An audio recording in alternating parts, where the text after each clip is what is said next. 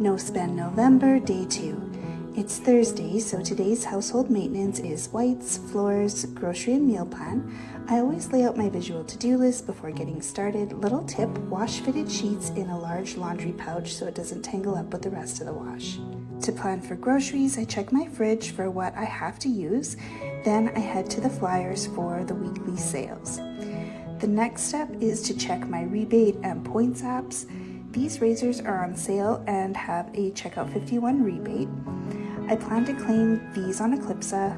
These are my personal PC Optimum offers that I plan to use this week. I plan my meals based on what I have and then made the rest of my list.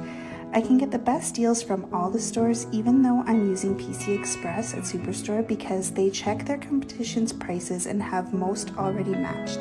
Here you see sales at Save-On and Walmart, and those prices are already matched on PC Express. I fill out my PC Express cart and redeem $180 worth of points right on the app.